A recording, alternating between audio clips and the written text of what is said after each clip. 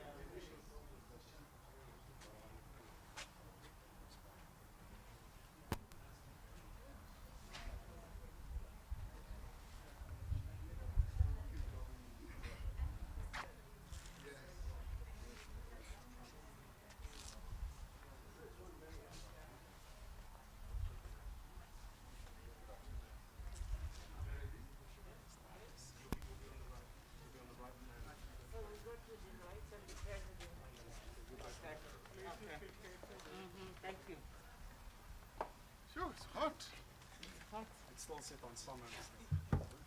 That's why you and I go so dark in bed. I've heard more jokes from Archbishop Tutu about that, don't you? Yes. Good afternoon and welcome, Mr. President, as well as the Chair of the Elders, Ms. Mary Robinson, and Deputy Chair, Mam Grasha Mashal. You're all very welcome to this part of your visit. Mr. President, I think we'd like to get into it immediately and invite you and your iPad to deliver remarks. You're welcome. Well, thank you very much, and thank you to you all for being patient. And let me start off by extending, as I have this morning, my greetings to the Chair of the Elders and former President of Ireland, Ms. Mary Robinson, and Deputy Chair of the Elders, Mama Grasha Mashal, former First Lady in our country, as well as Dr. Gro Harlem, who was the Director General of the World Health Organization. Receiving a visit from the elders is always a great honor for us. We always delighted when they come to visit us and meet a number of people around and across the country, just to get a sense of where we are. It was in 2007, on the occasion of Madiba's birthday, that it was announced that a group of independent global leaders would work together for peace and human rights, and that was when the entity of the elders came into existence. The two leaders who helped to bring the group together and inspired its work was obviously President Mandela and Archbishop Desmond Tutu, and they are certainly no longer with us, but in the work of the elders, their legacies endure, and we are very pleased with that. We've had a very fruitful engagement with the elders today. I'm grateful for the opportunity to have met with them and to report back to them on a number of issues that we are dealing with in our own country, issues that have to deal with development since our last meeting in 2019 when we last saw them. We have engaged on issues relating to the program of work of the elders. We exchanged views on how South Africa has progressed in the meeting, and particularly on issues such as the Sustainable Development Goals and our reconstruction and recovery process in the work of COVID-19. And achieving universal health coverage for all is an important area of work for the elders. We've been able to report back to them on the progress that we are making with regard to introducing the national health insurance, and access to quality and affordable health care, regardless of anybody's ability to pay, remains an important priority for the elders and for ourselves as well as a nation. We have learned a lot from COVID-19, and during the pandemic we invested in improving healthcare quality, and we were able during this period to deploy a great number of healthcare workers, and we repurposed a number of hospitals and filled hospitals as well, as we sought to strengthen our response to COVID-19. And we've also strengthened digital systems using NHI capabilities to build an electronic vaccination data system. And what we've learned as we informed the elders from the pandemic was to deepen our collaboration with the private sector in relation to patient management, sharing of testing capacity and standardizing treatment guidelines. And this is what we were able to communicate to the elders. We are encouraged that the elders support our strong stance against vaccine inequality. We brought to the attention of the elders the serious challenge of COVID-19 vaccines produced on the African continent not having access to markets, including Africa itself. We reaffirmed our position, particularly also the position of the African Union, that multilateral agencies and philanthropists that provide vaccines to Africa should source them from the African continent.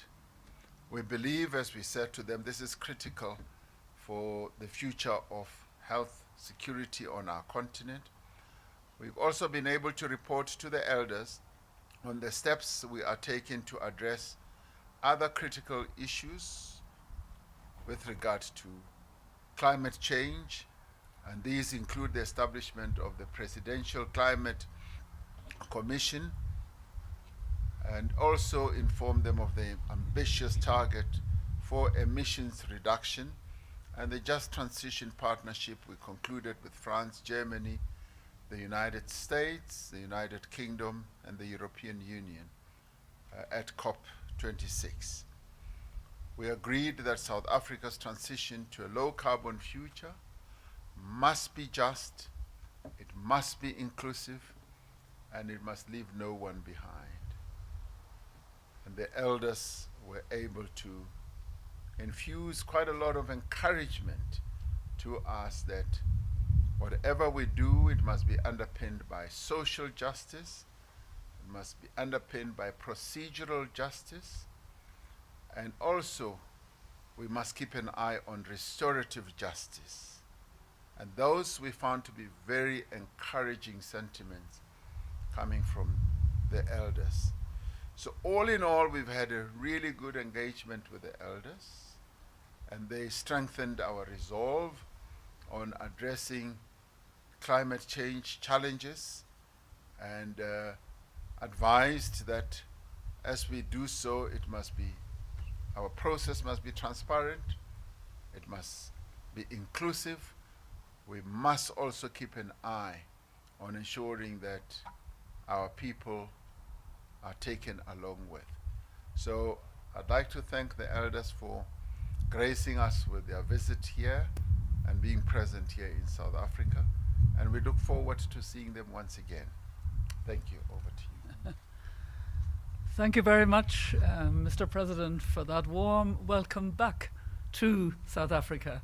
It's always a pleasure for us elders to come back to South Africa, and I'm delighted to be here with my wonderful sister, Graça Machel.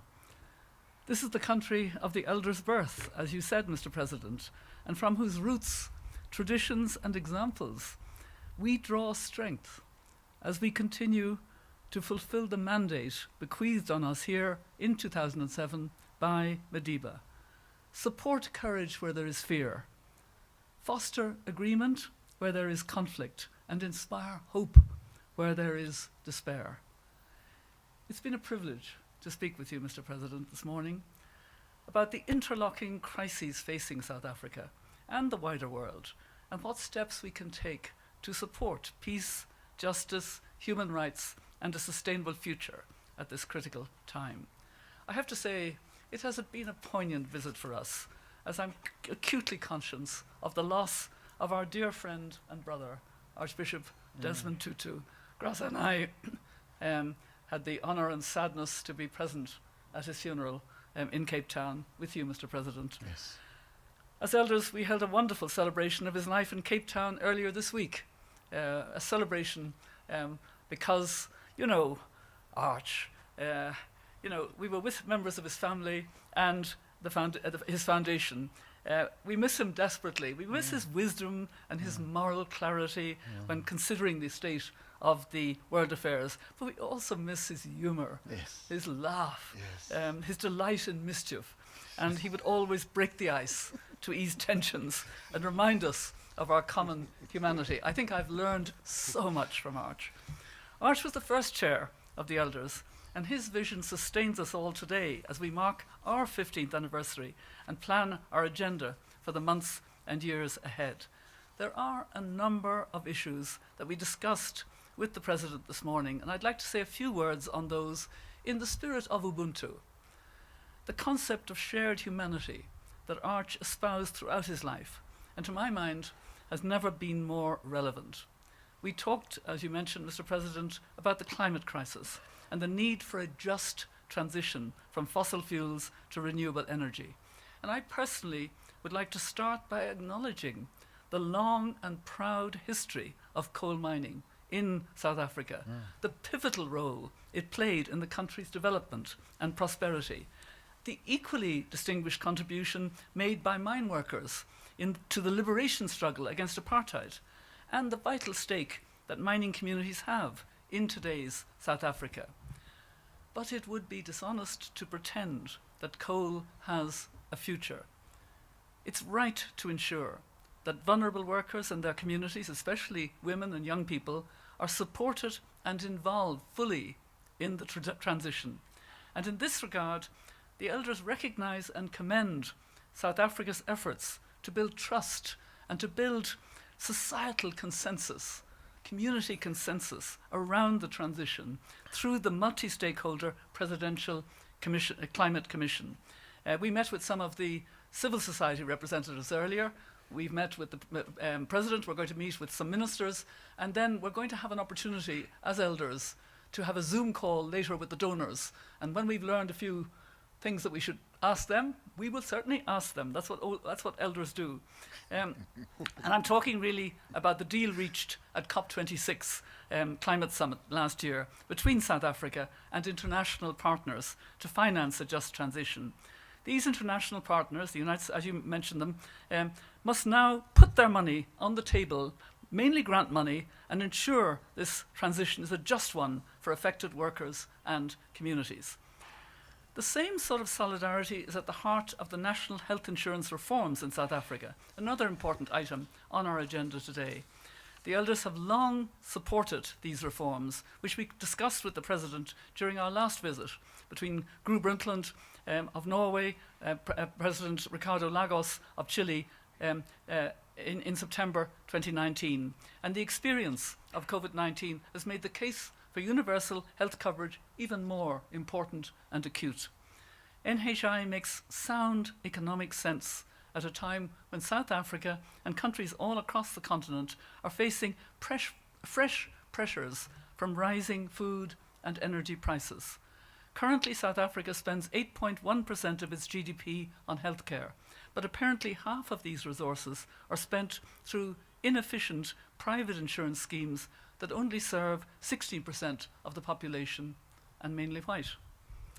The scale of the racial inequality of healthcare provision is, it's quite shocking compared to the progress that has been made in other sectors since the end of apartheid. 76% of South Africa's white population belongs to one of these private health insurance schemes, compared to only 10% of the black population. Yeah. The remaining 84% of the population, which carries a far greater burden of disease, depends on your under-resourced public sector. And this is the very opposite of solidarity.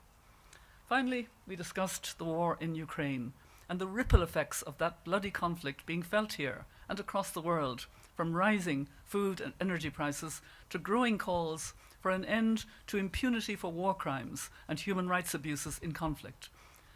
It's vital that all members of the international community show solidarity here, firstly to Ukraine, in the face of the unjustifiable, outrageous and unprovoked act of aggression, and secondly, to the people in far-off countries. You had a word for it, Mr. President, bystanders, I think. Yes, bystanders, right. Bystanding countries, for whom this conflict adds further pressure on an already overstretched capacity to afford basic materials, food and energy to support their families. These two strands of solidarity can't be separated.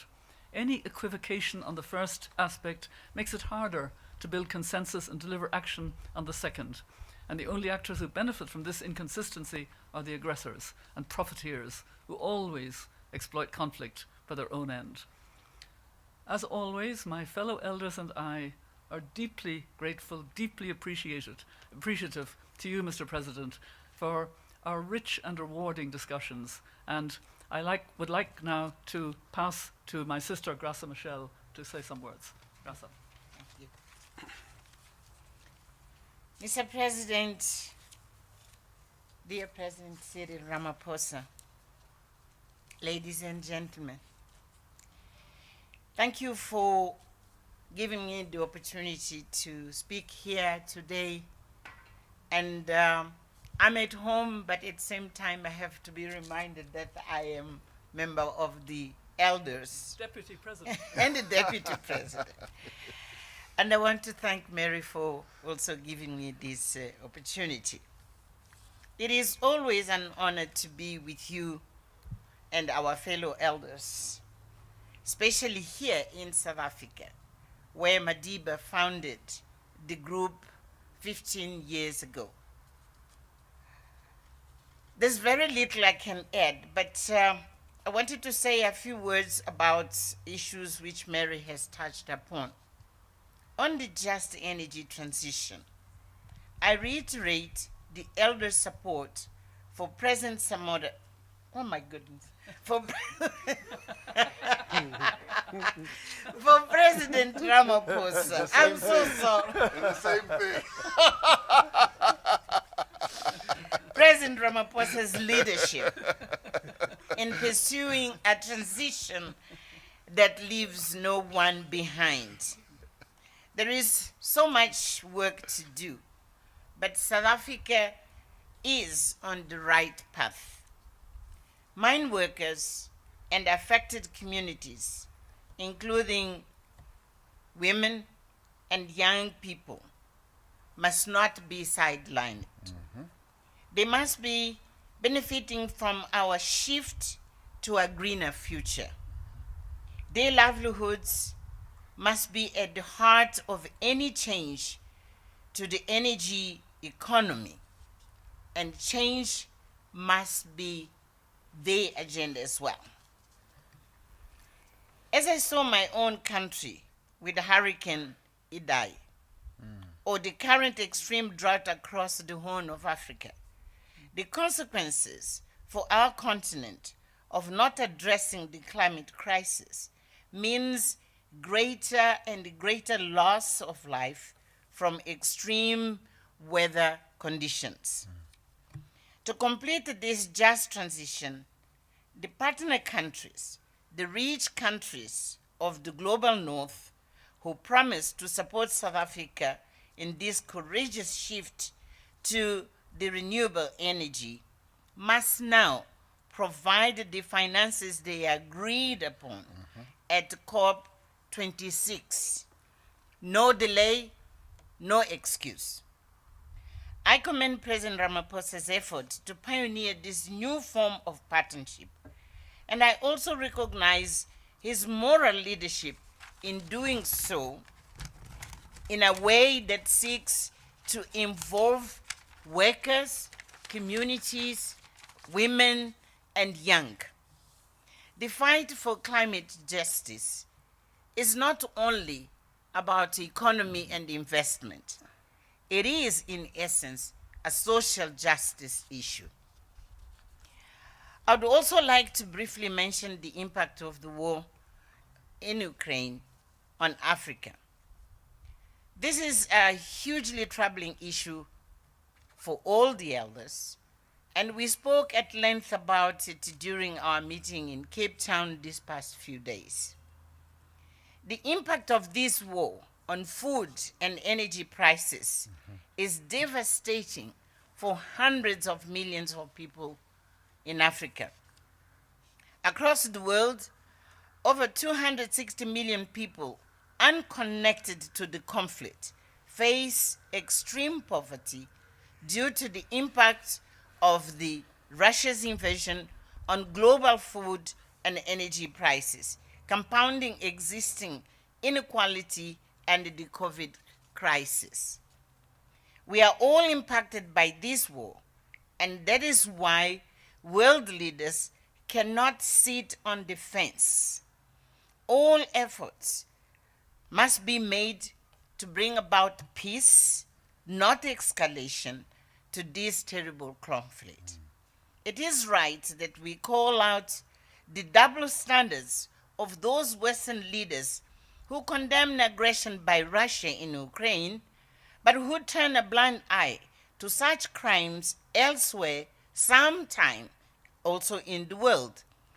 But that does not neutralize the injustice and oppression of what we are seeing in Ukraine and the implications of the war for the bystanders countries. International solidarity against this war must be maintained, and world leaders must speak out and seek peace. As Mary has mentioned, the elders have been here in South Africa celebrating the life of our dear friend and first chair of the elders, Archbishop Tutu. We have recalled many of his wise words and reflected on his incredible sense of justice. We miss him dearly, and his goodness, his spirit of solidarity is needed now more than ever. Thank you once again, President Ramaphosa, for the opportunity to meet us and to discuss these issues today. And I'm sorry for having brought Samora into this. Oh no, I mean, I'm the one who feels honored to be associated with Samora Machel. So, wow, what an honor, really. Yeah. Okay, thank you.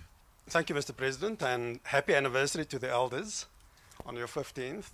The reason we're enduring the winter heat. sun Yes. is my partners to the left, including some elders in our media fraternity.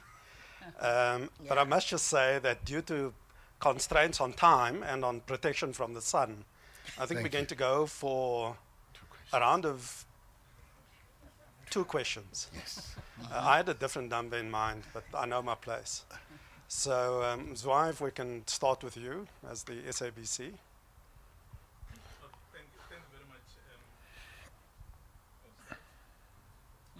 Oh, okay. Thank you very much. Good afternoon to the elders and the president, of course. Just one question, but perhaps to be answered by both sides. Mr. President, you've spoken about the issue of the vaccines, particularly not being accessed by the African continent because we're getting them being flooded from outside. So in the next few days or even hours, you're traveling to your colleagues on the African continent.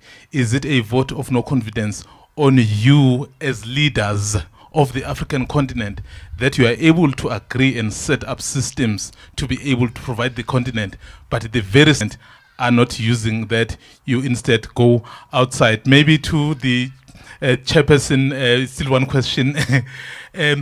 When this was set up in 2007, Mohammed Yunus basically said the world has no direction. 15 years later, is that direction? Thanks. Zai, I don't quite understand what the question is, because yes, I am traveling and a number of us are traveling. There will be a number of heads of states in Malabo in Equatorial Guinea. Yes. Is that what your question is about? Okay. So yes, my question is, Mr. President, you will be traveling to your colleagues on the African continent.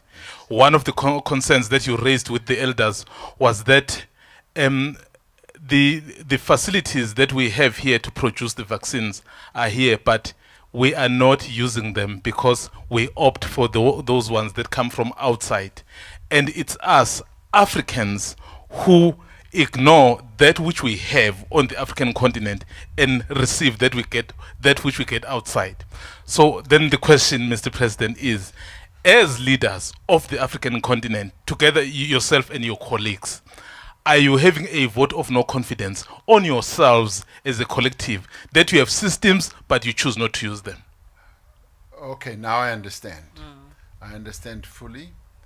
You will remember, of course, Mzwai, that when COVID vaccines started being available, we were receiving them from manufacturers outside of our continent, because they had started early on to develop these vaccines, and they mass produced them, and they started being used by various locales in the world, including ourselves.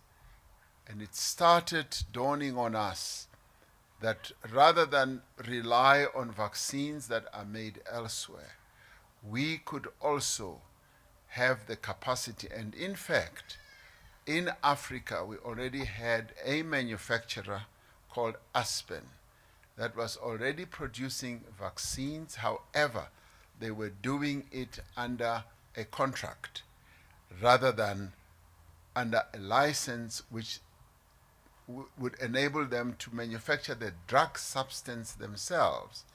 And they've now acceded to manufacturing vaccines under a license where they will be able to manufacture vaccines from scratch, from the drug substance.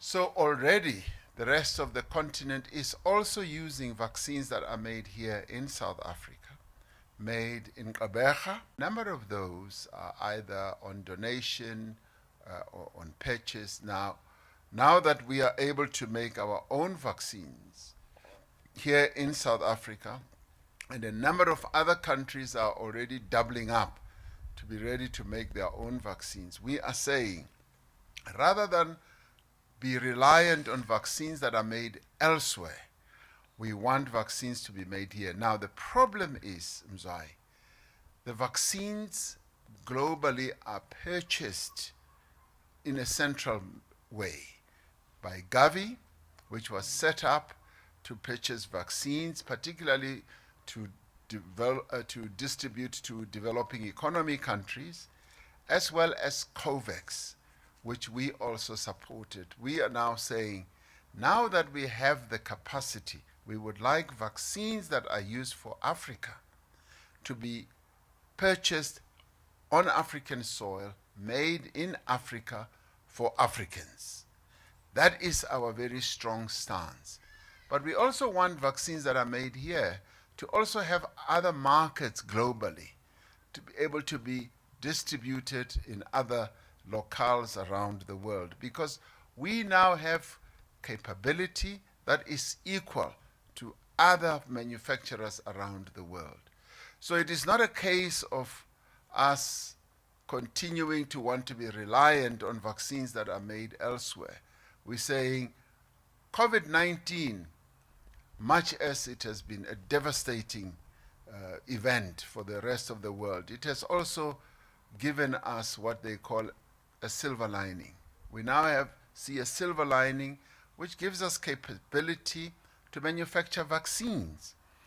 And believe you me, we don't want to manufacture only COVID-19 vaccines.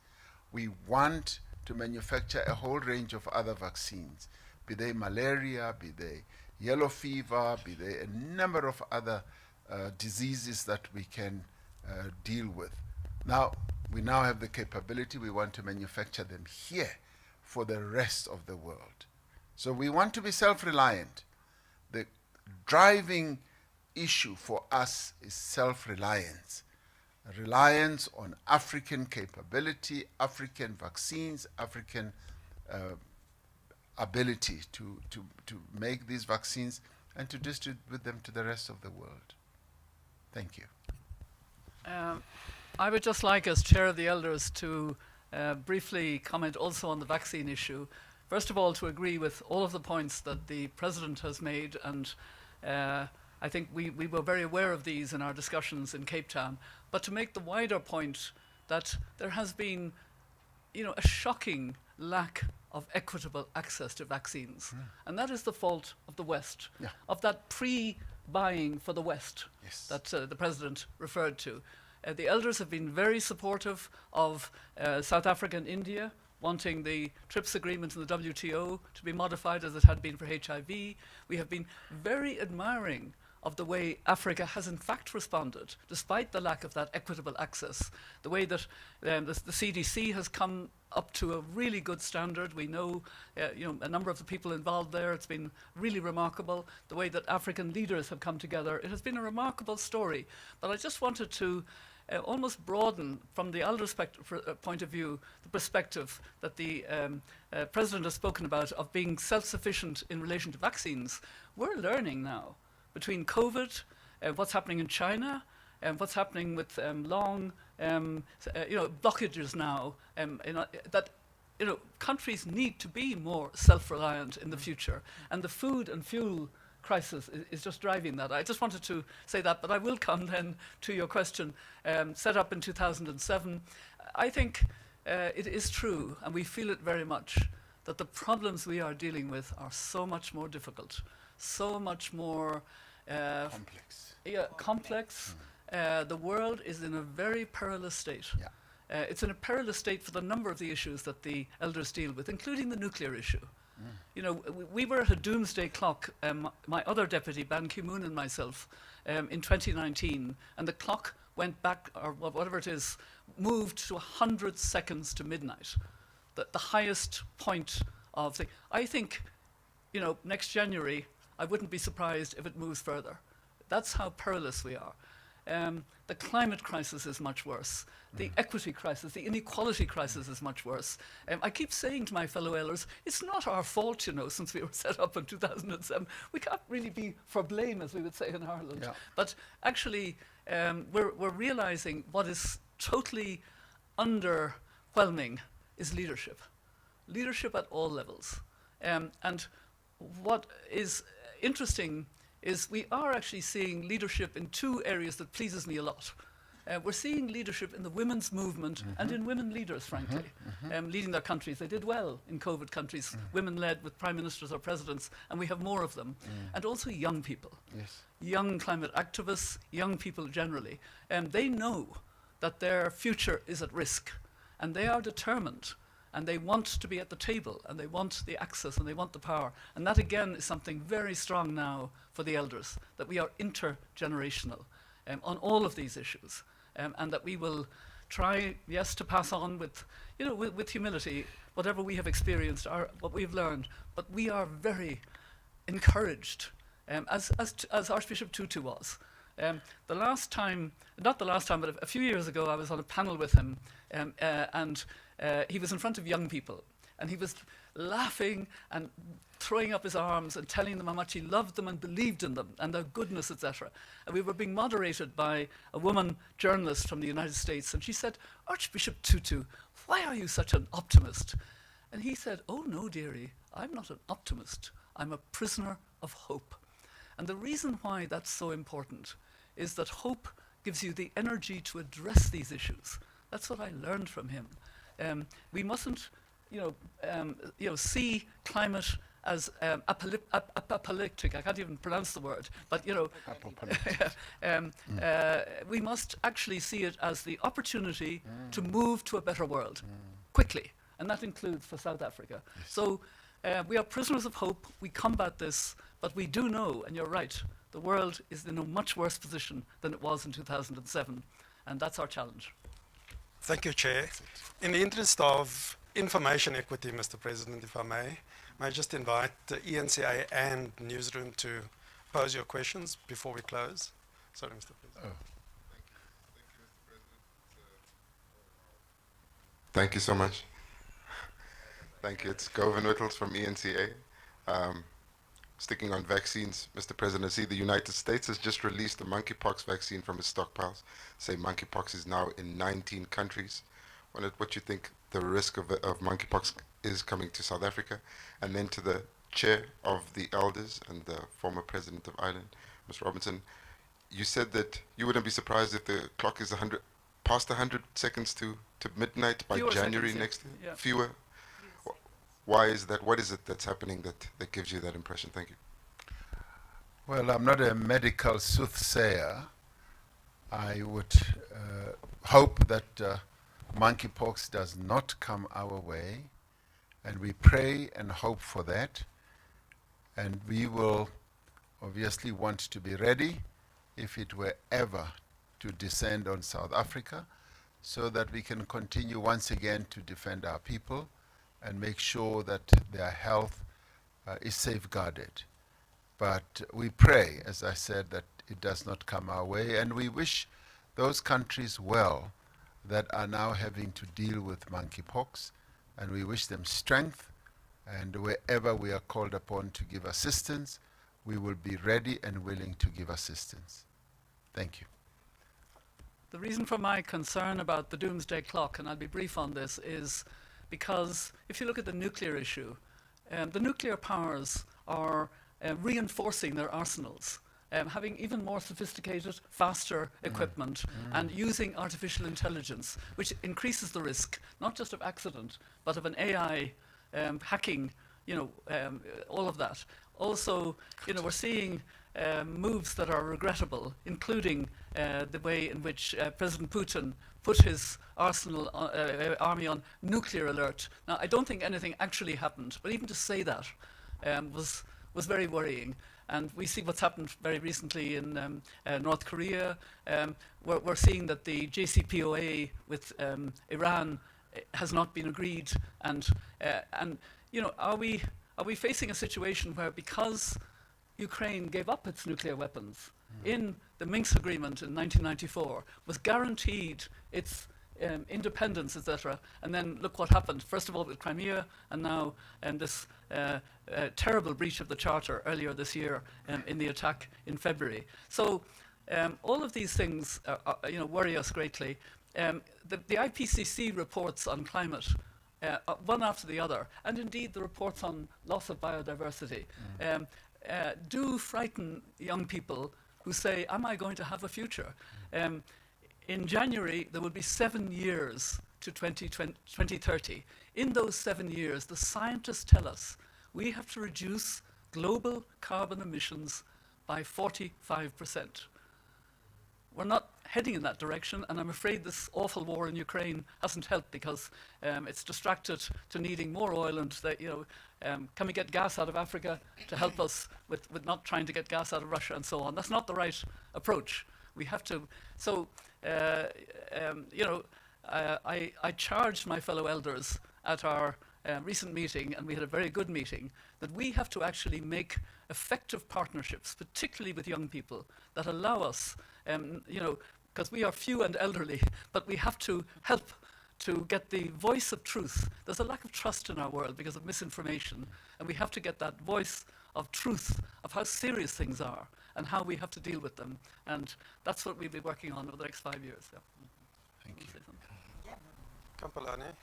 Thank you very much, Belana Pachadi from Newsroom Africa. I've written my question so I don't forget. It's intimidating to talk to elders. The rising prices of commodities will further exacerbate compounded challenges brought forth by to the poor, marginalized, even the middle class currently.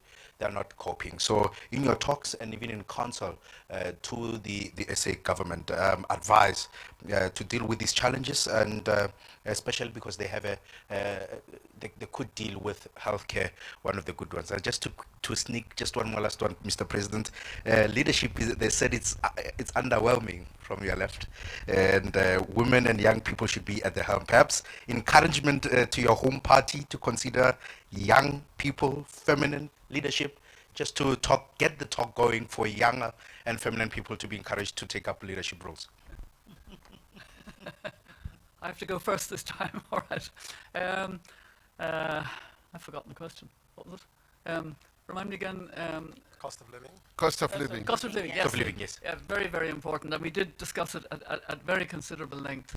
It was already happening. The indebtedness of COVID, people, being trapped in their homes, had already had a high cost, particularly on women, particularly on vulnerable, marginalized communities. And then you have the inflation going up, and in particular, aggravated now by the war in Ukraine, the cost of food and fuel. And, it does mean that we're in a changing world. And in that world, it's going to be important for countries to try to have, an intelligent food security. They don't have to be absolutely secure in their food, but they have to be, manufacturing and providing more. And Africa has more potential land to use than any other part of the world, as we know. I'm going from here to the Mo Ibrahim Foundation, because I'm also on the board and prize committee, and I know that forum for the last few days has been talking precisely about Africa rising to the challenge, in particular of the high food and fuel costs, just as we as the elders were talking about it. And it's a changing world. We're moving much more to self-reliance, much more to not so much the long supply chains and the dependence from the outside, but more how in a sustainable way, with clean energy, we can have a better future for all. Can I say something Please. about this? On the same way where African countries took the advanced idea of looking inwards and say we have to produce vaccines ourselves and be self-reliant. You all know that Africa is a food importer. This is an opportunity to say, let's reduce importing food, but let's invest much more in internal production. As Mary was saying, we have the land. In some parts of the continent, we even have water.